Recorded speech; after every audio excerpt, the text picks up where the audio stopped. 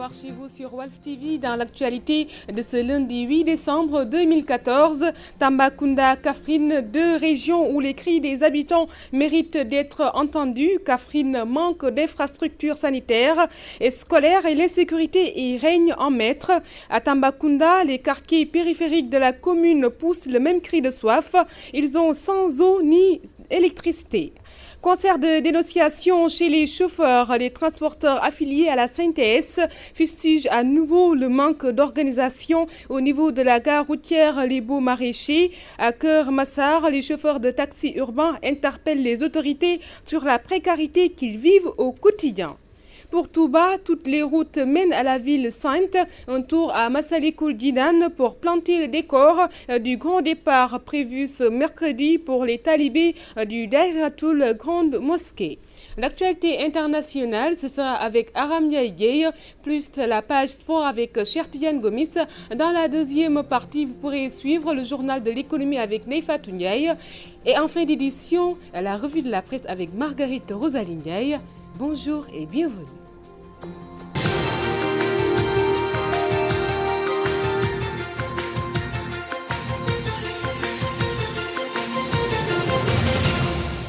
Gestion du réseau hydraulique Noto-Diosmone Palmarin par un privé, les populations et les agents conducteurs de forage soulèvent des inquiétudes par rapport au prix qui sera fixé désormais sur le liquide précieux. Ils s'interrogent aussi sur l'emploi menacé des agents. C'est une correspondance de Ramatoulaye Sarr. On me signale que cet élément n'est pas encore en place et nous allons partir à Kaffrine, une région reléguée au second plan selon le président du conseil départemental de la localité. Adama Diouf dénonce la vétusté du plateau technique du centre médical, le manque d'infrastructures scolaires et l'insécurité qui caractérise Kaffrine. Et un élément de Mamadou Makhtar Sarr qui n'est pas non plus en place. Et nous y reviendrons sûrement avant la fin de cette édition ou dans nos prochaines éditions. Et nous allons parler du quartier de Tambacounda qui est en colère après Gourel Diadji. Les habitants de Saré-Guilel ont tenu un grand rassemblement arborant des brassards rouges. Ils réclament de meilleures conditions de vie, notamment des infrastructures de base. C'est une correspondance signée Alassane Diallo.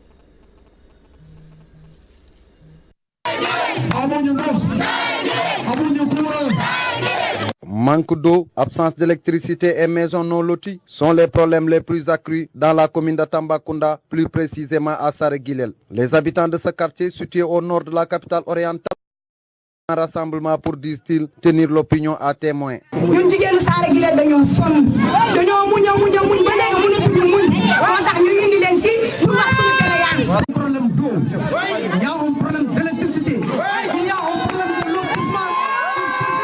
Au terme de cette rencontre, les habitants de Saré-Guilel qui ont arboré des brassards rouges interpellent les plus hautes autorités. Son Excellence le Président de la République, Macky Sall, on a tout fait pour lui. Moi qui vous parle, tout le monde me reconnaît sur la politique. On a tout fait pour le quartier, on a voté pour lui, il a gagné. Nous interpellons Macky Sall, nous adressons à Macky Sall. Son Excellence, faites quelque chose pour le quartier, faites quelque chose pour Tambacounda. Tambacounda est fatigué. Nous pleurons tous les jours, matin, midi, soir. Saré-Guilel est le quartier le plus pauvre.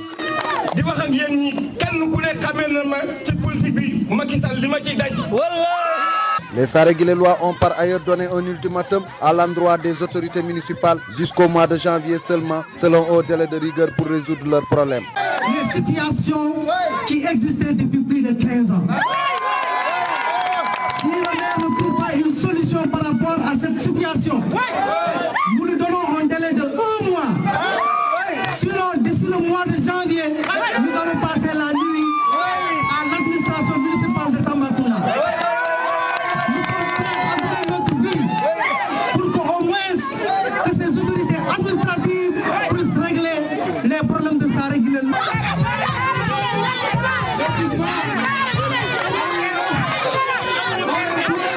Alassane Diallo, Tambacounda, Radio-Télévision Walfadjri.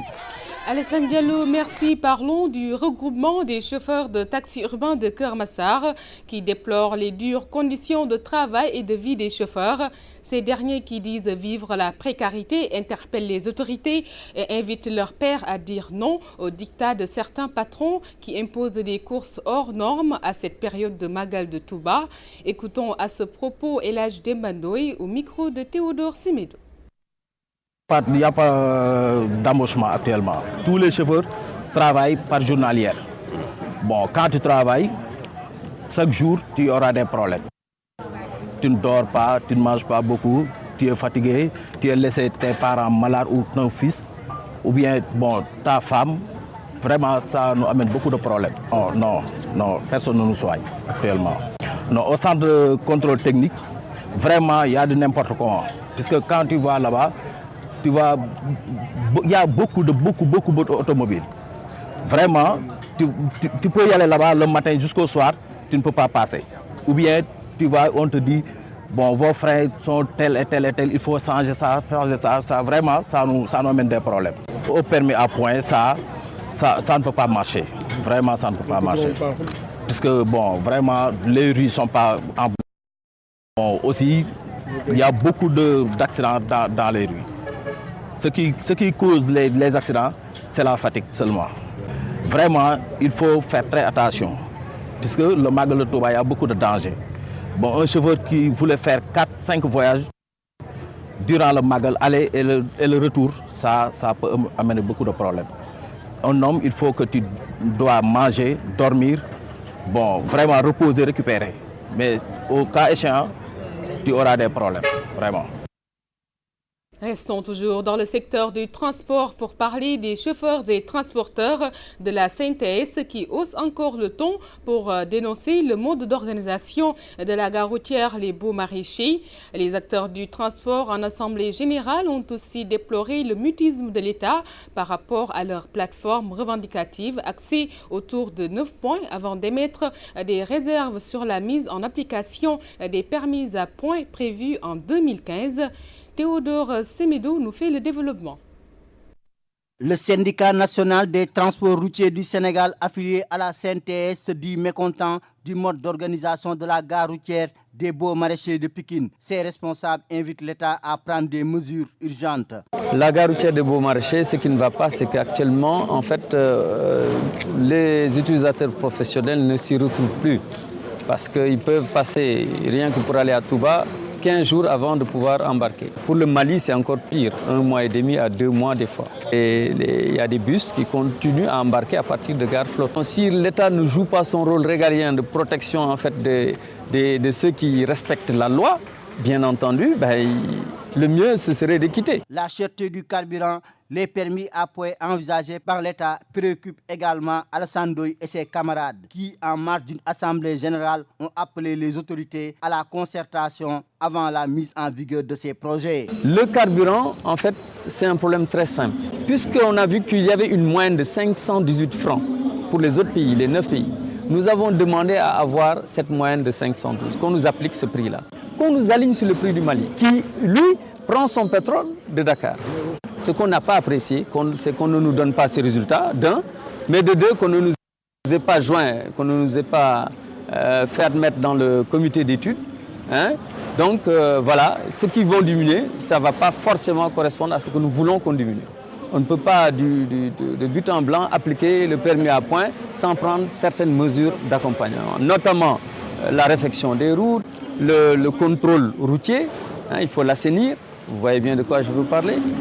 Également, il y a le jugement des accidents. A rappelé que ces acteurs du transport de la CNTS avaient signé un protocole d'accord avec l'État autour de 9 points qui semblent être passés aux oubliettes. Théodore Semedo, merci. Parlons politique avec les réumistes de Saint-Louis qui s'offusquent. Noté dans l'exécution des promesses électorales de l'actuelle équipe municipale en conclave, les camarades d'Idrissa Seck n'ont pas manqué de clouer au pilori la politique mise en œuvre par l'État au niveau des frontières pour faire face à la maladie à virus Ebola. C'est une correspondance de Gabriel Barbier. Les réumistes de la capitale du Nord et son arrière-pays estiment que l'actuelle équipe municipale de Saint-Louis doit accélérer la cadence pour espérer apporter une solution aux problèmes des populations. Notre jugement à l'heure actuelle, c'est que le travail se fait tant bien que mal, c'est vrai, mais nous jugeons que le rythme doit être beaucoup plus accéléré. Parce que les populations saint-louisiennes sont en attente de leur prise en charge sur des questions de premier ordre, sur des questions de salubrité, sur des questions de sécurité liées à l'électrification, mais aussi dans d'autres domaines de santé et autres. Et à ce niveau-là, l'équipe municipale, donc, pour nous, bat encore un peu de l'aile. Se prononçant sur le virus lié à l'épidémie à fièvre hémorragique, les partisans du parti réuni de cette partie du pays de prendre le contre-pied des pouvoirs publics. La position du parti en matière d'épidémie Ebola, donc en matière de santé, c'est de dire que nous fermons nos frontières au virus Ebola, mais nous ne fermons pas nos frontières à nos voisins. C'est-à-dire quoi? Faire de telle sorte que ceux qui sont atteints par la maladie ne puissent pas venir disséminer la maladie dans notre pays, mais par contre que les gens qui sont sains, qui sont nos voisins, que ces gens-là continuent à circuler de la manière la plus normale, telle que édictée par les différents accords que nous avons signés au niveau de la CEDEAO. Les réumistes de Saint-Louis brisent ainsi l'omerta après une longue période de silence. Saint-Louis, Gabriel Barbier, Radio-Télévision Walfadjri. Gabriel Barbier, merci. Le Magal se prépare à Touba, mais aussi partout dans le pays. À la mosquée Massalikul Jinan de Dakar, le Dahiratoul Grande Mosquée ne lésine pas sur les moyens pour une bonne réussite du Magal. Ces derniers réglages avant le grand Magal de départ de ce mercredi dans ce reportage signé Maïmouna Baldé. Pour un départ prévu ce mercredi 10 décembre 2014, le Dahiratoul Grande Mosquée Massalikul Jinan a réuni toutes les conditions nécessaires pour se rendre au lieu saint du mouridisme. À la fin de chaque Magal, dès le premier jour, on entame les cotisations, les frais, les dépenses de Magal. Et moi-même, je suis revenu de Touba, ça fait à peine 48 heures avec mon Daïra Massalikul, le Daïra Moudessadekhéna wal Moudessadekhaati bu Sëñ Mamor Mbacké Massamba. Pour préparer les dépenses de Magal. Comme ici aussi à Massalikul Jinan, tout est fin prêt. Le secrétaire chargé des commissions n'a pas manqué de faire appel à tous les fidèles en partance pour Touba à l'hygiène pour lutter contre les éventuelles maladies contagieuses dans ce contexte de la fièvre hémorragique Ebola. Par rapport à la maladie de l'Ebola et n'est-ce pas, à la salubrité à Touba, parce qu'un Magal qui réunit 3 à 4 millions de personnes, vraiment il faut prendre toutes les dispositions nécessaires, surtout la salubrité et tout quand même, il faut quand même prendre les dispositions nécessaires et je pense que tout le monde a été sensibilisé par rapport à ça. Les eaux de Javel, le Kotol, les homos et tout sera disponible à Touba, Inch'Allah. Le Grand Magal qui sera célébré ce 11 décembre mobilise déjà des foules, particulièrement des fidèles mourides qui veulent encore donner un cachet particulier à cet événement d'envergure mondiale. Le Dahiratoul Grande Mosquée Massalikul Jinan a déjà soufflé la trompette du rassemblement avant le départ prévu ce mercredi. Maïmouna Baldé, merci. Rideau sur la 4e foire artisanale de Saint-Louis, occasion saisie par les organisateurs pour fustiger l'attitude de l'Agence nationale pour la promotion de l'artisanat, qui en a encore prié pour son absence. Gora Gueye est avec Gabriel Barbier. Cet élément n'est pas encore en place et nous allons passer à l'actualité hors de chez nous. Un 8Lix version marocaine sème le trouble plutôt et la terreur. En Tunisie, le deuxième tour de la présidentielle se tiendra ce 21 décembre. Et puis en Philippines, après le passage d'Agriprile, les Philippins rentrent petit à petit chez eux. C'est un récit de Aram Yaïdié.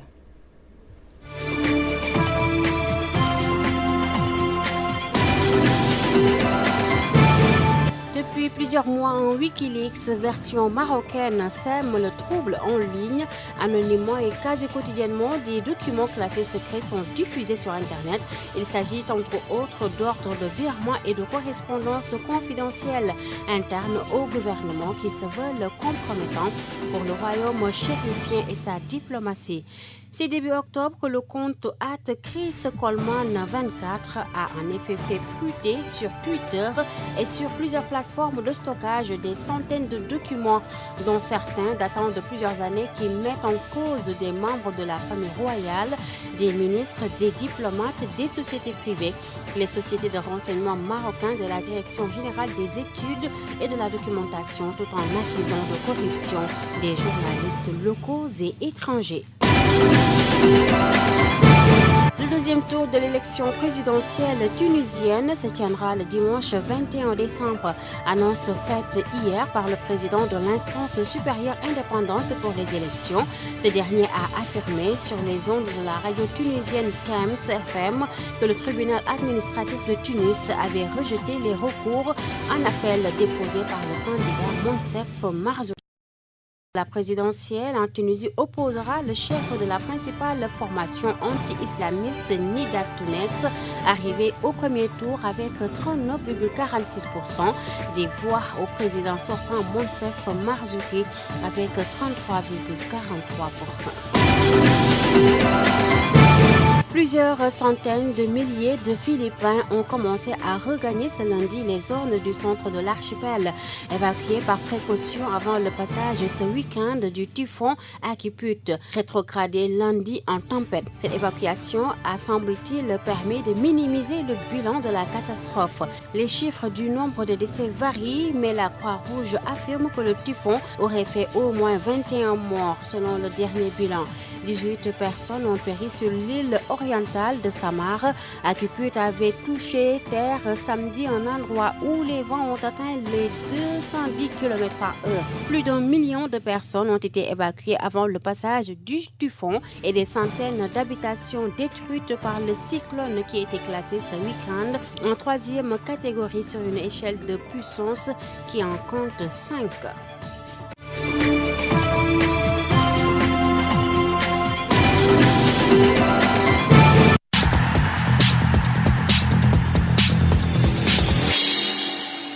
Bonjour, cher Tidiane. Bonjour, Fatou Dioufay. Football Ligue 2 sénégalaise, suite de la première journée ce lundi et les résultats de ce week-end. Oui, effectivement, Fatou Dioufay, comme vous venez de le dire, la Ligue 2 joue cet après-midi avec une seule rencontre au stade Iba Mar Diop. L'Union sportive de Gorée reçoit l'équipe de la Renaissance de Dakar. La fin de cette première journée est prévue demain mardi au stade Amadou Barry de Guédiawaye et on aura à 16h le Duc qui reçoit l'équipe de Dakar Sacré-Cœur et en seconde heure à 18h l'ASFA va jouer contre Yego de la SICAP. On reste toujours avec cette Ligue 2 pour parler du match qui s'est déroulé au stade Mawade Wade à Saint-Louis. Ndargate et RS Yoff ont fait match nul 0-0 et l'entraîneur des Saint-Louisiens fustige le manque de réalisme de ses joueurs et promet de rebondir lors de la prochaine journée contre l'AS Saloum à Kaolack. Je vous propose de suivre Idrissa Guène. Il est au micro de Gabriel Barbier. Pas manqué de chance aujourd'hui, mais n'empêche, on va se préparer davantage pour aller jouer avec AS Saloum. Pour jouer toutes nos chances à l'extérieur. Comment vous avez trouvé l'adversaire ce matin? Bon, on a vu que l'adversaire a bien répondu.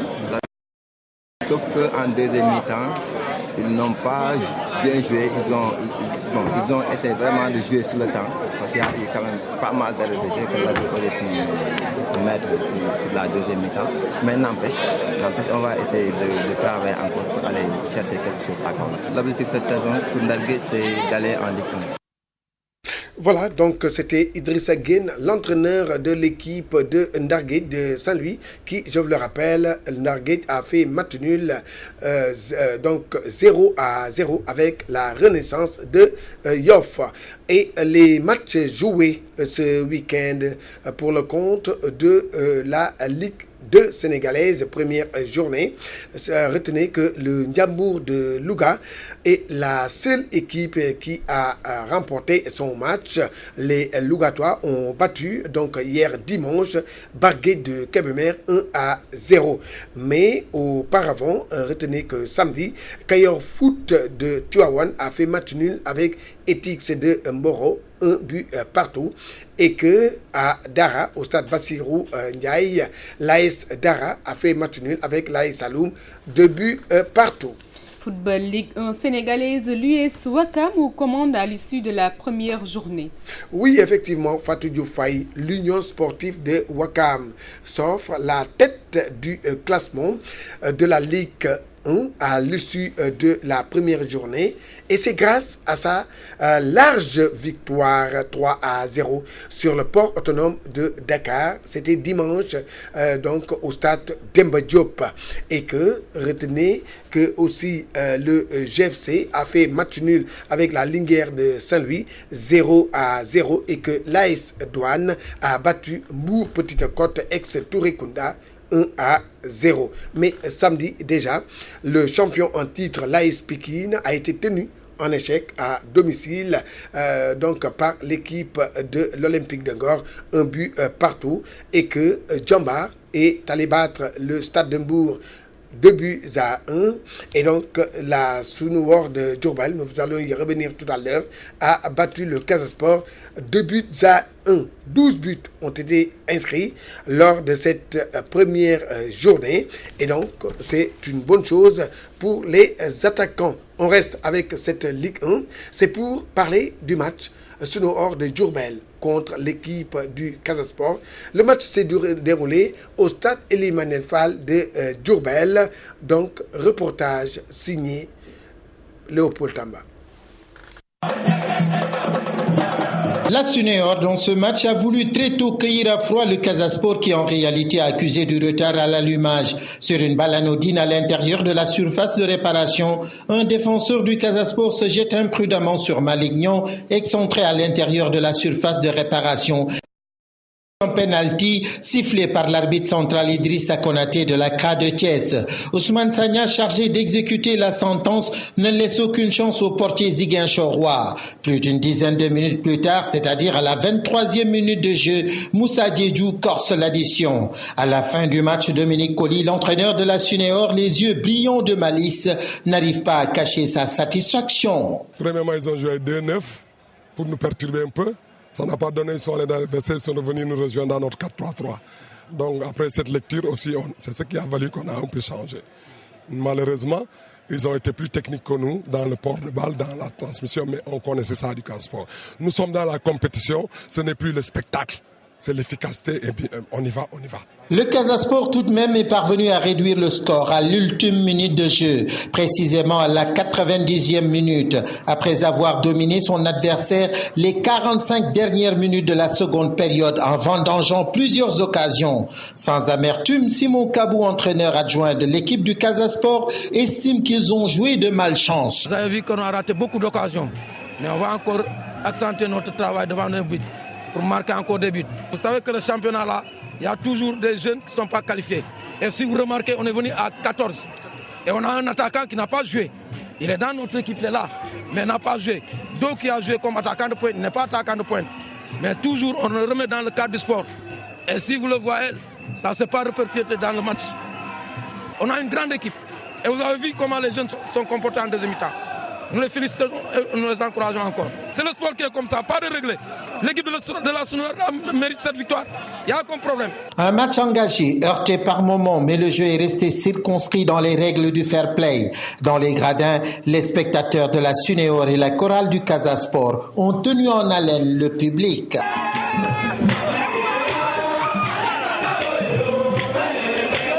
Diourbel, Walfadjri Radio TV, Léopold Tamba. Léopold Tamba, merci. Et les Navétanes à Rufisque. Oui, la finale départementale entre l'ASC Lac Rose et Manko de Diamniadio n'est pas arrivée à terme par faute d'éclairage. L'arbitre a été obligé d'interrompre le match. Pour le président de l'ODCAV de Rufisque, il faut un terrain bien équipé et doté d'électricité. Je vous propose de suivre Mamadou Mbeng. Il est au micro de Najib Sagna. Il faut qu'avec l'acte 3 de la décentralisation, qu'il y ait un stade départemental propre au département qui pourra abriter de grandes manifestations.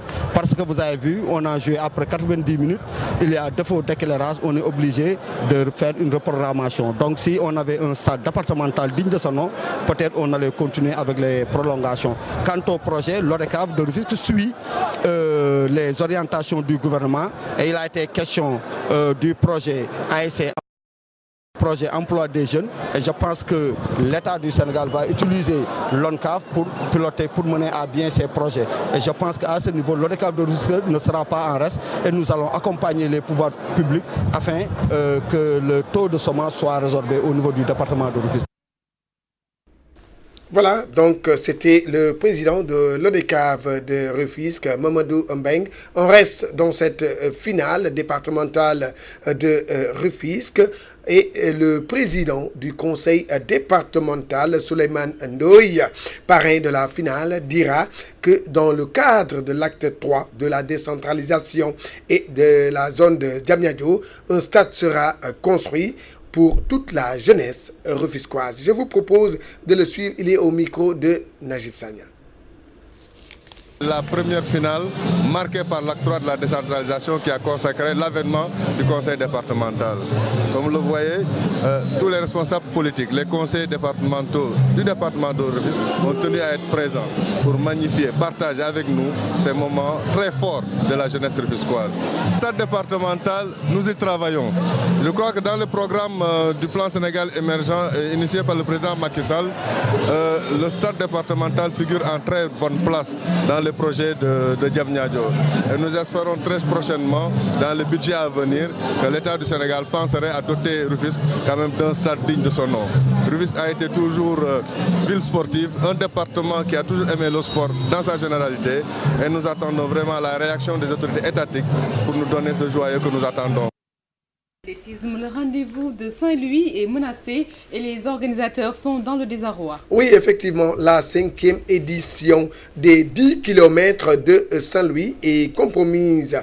La mairie, principale partenaire des organisateurs, fait la sourde oreille. Aujourd'hui, les responsables de l'athlétisme local alertent toutes les autorités compétentes donc pour sauver tout simplement l'événement. Je vous propose de suivre le président de la Ligue régionale de l'athlétisme à Saint-Louis. Il s'agit de Cheikh Tidiane Camara.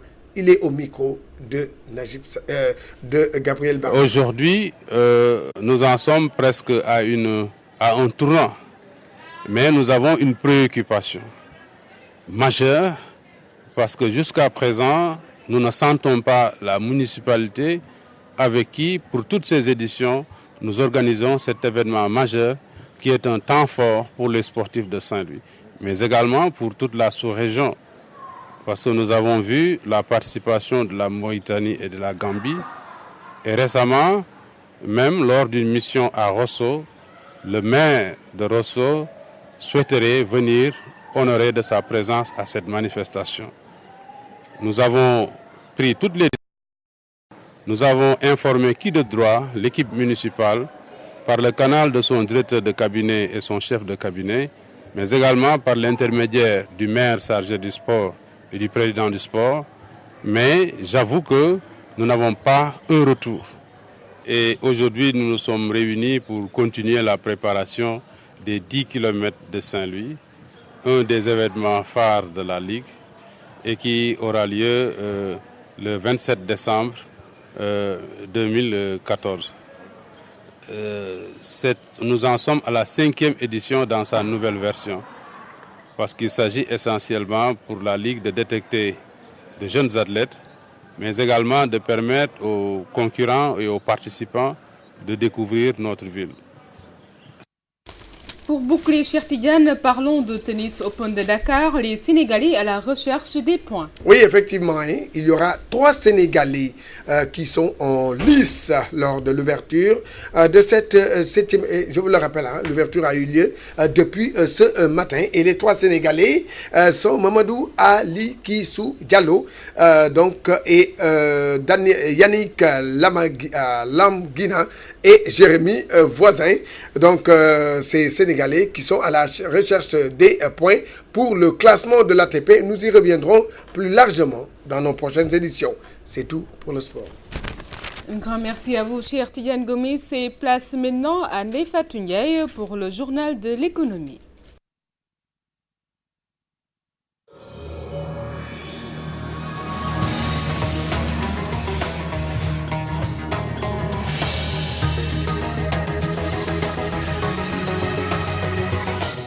Bonjour et bienvenue dans le magazine de l'économie de ce lundi 8 décembre 2014. Le dernier recensement de la population sénégalaise chiffre les habitants de Pikine à 48 000, ce qui est remis en cause par l'édile de la ville. D'ailleurs, Amadou Diarra promet d'effectuer un autre recensement de vérification pour y voir clair. Le voici, il est au micro de Théodore Semedo. Nous voulons faire le recensement global de la commune parce que nous pensons pouvoir contester le dernier recensement. On nous attribue une population de 48 000 âmes. Nous estimons, par rapport à notre connaissance du milieu Pikine Nord, que les populations de Pikine Nord dépassent ce qu'on nous a alloué en termes de chiffres. Cette enquête-là doit être faite par toutes les collectivités locales du Sénégal. Et même l'État, même le Premier ministre, avant de faire sa déclaration de politique générale, doit pouvoir faire une enquête de l'ensemble des ressources du Sénégal. C'est pourquoi au niveau micro, la commune voit le droit et l'obligation d'avoir une démarche scientifique et inclusive pour dire voilà les ressources de la commune. La commune aura un budget de tant de francs, 1 milliard, 2 milliards, 300 millions, 500 millions. Et ça, on ne peut pas le dire en étant dans nos bureaux. Il faut aller sur le terrain, commerce par commerce, table par table, établissement par établissement, pour estimer véritablement les recettes de la commune. Par expérience, on peut vous dire qu'il y a beaucoup de pertes de recettes. Ça peut nous amener à des déficits budgétaires. Jamais on a atteint 70% de recouvrement par rapport au mandat passé. Les résultats montrent qu'on perd beaucoup de recettes. Souvent, c'est entre les postes de tierces personnes qui s'enrichissent sur le dos de la commune. À Kédougou, les producteurs envisagent de retourner à l'agriculture, notamment à la culture risicole et maraîchère, inspirés par leurs collègues agriculteurs de la région de Fatick. Ils veulent redonner à leur terroir sa vocation d'antan. Soli Bouramadabo nous en parle. Aucune technique agricole ne sera de trop. Telle est la conviction des producteurs de la région de Kédougou, venus s'inspirer des réalisations sur le plan structurel et organisationnel de leurs collègues de la région de Fatick. Nous sommes dans la commune rurale de Toubacouta. Après 2 jours de visite d'échange, les visiteurs ont constaté de visu le niveau d'autonomisation, de professionnalisme, de la dynamique organisationnelle et communautaire de ces producteurs de la commune de Toubacouta et de Kersambagaï qui, malgré ces méga moyens, attendent des résultats exceptionnels.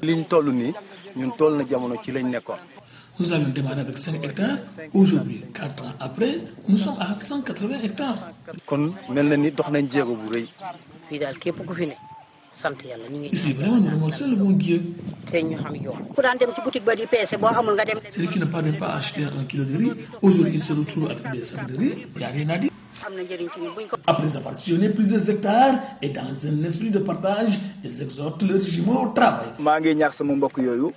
L'heure du travail a sonné, vous êtes venus, vous avez constaté, vous avez vu des expériences. Je pense maintenant ce qui reste, c'est le travail. Des expériences qui font rêver les visiteurs. Les femmes et les hommes travaillent ensemble. Moi, c'est ma première fois. On n'a jamais vu ça. La surface d'ici, c'est diamétralement opposé. Et je vois aussi vers ici, il y a des hommes plus que femmes. Les partenaires maîtres d'œuvre de cette rencontre, quand quant à eux, ont exprimé leur satisfaction. On est satisfait. Pourquoi on est satisfait? Aujourd'hui, on a vu une dynamique organisationnelle de ces producteurs qui travaillent 12 sur 12. Pendant l'hivernage, ils font le riz. À la fin de l'hivernage, ils labourent sur les parcelles de riz pour installer leurs parcelles de maraîchage. Donc vraiment, c'est un phénomène qui est là, qui a étonné. Ils sont outillés, ils ont plein de bagages aujourd'hui qui leur permettront aujourd'hui, dès leur retour, de démarrer la démarche initiative d'autonomisation. Ces productrices et producteurs, mieux outillés, promettent la vulgarisation de ces expériences afin de redonner à cette région sa vocation dans. Voilà, c'est fini pour le magazine de l'économie de cette semaine. Merci à René Charles Fall qui a assuré les images et le montage. Reste à vous souhaiter de passer une excellente semaine et à la semaine prochaine, Inch'Allah.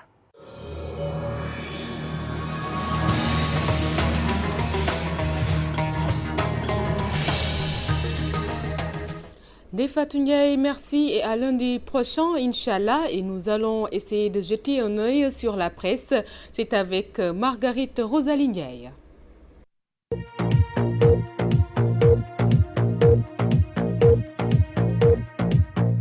Bonjour. Affaire Petrotim et ArcelorMittal, le palais doute de la loyauté des alliés, titre Walfadjri, qui a donné la parole à Mahmoud Saleh, quittance Benno Siggil Sénégal de Moustapha Niasse. Pour lui, rapporte le journal, c'est incompréhensible que Benno Siggil Sénégal soit la voix d'une opposition qui veut jeter le discrédit sur la famille de Macky Sall.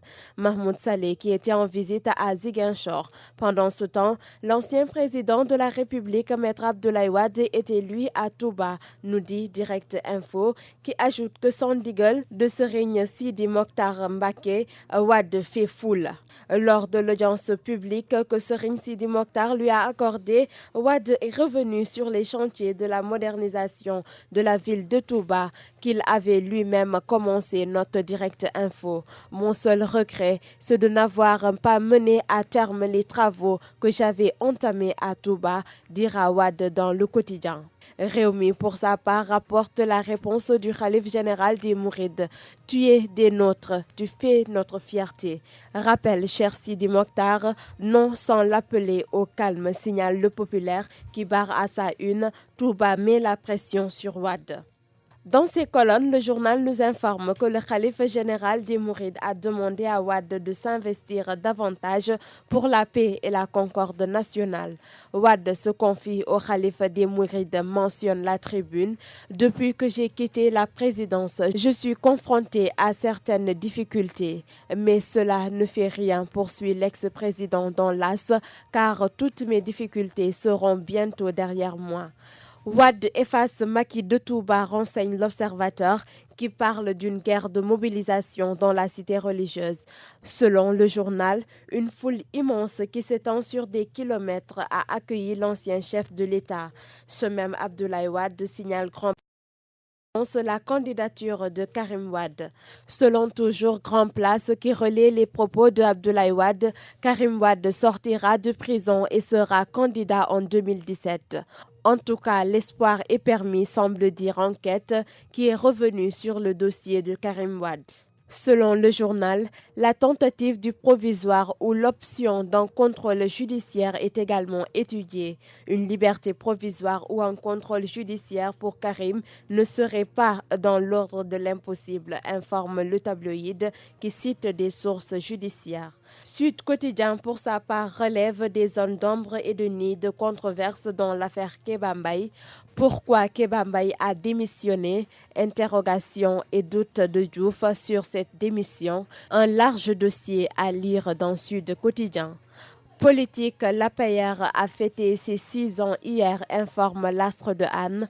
Appel à la mobilisation ou à l'ouverture pour un second mandat sont les mots utilisés par les responsables de l'APR lors de la célébration de ce 6e anniversaire. Walfadjri, dans sa livraison du jour, nous signale que le président et ses ministres étaient abonnés absents à la fête. Sport, les Lions s'éclatent en Europe, titre Stade, Gana Gueye et Demba Ba marquent.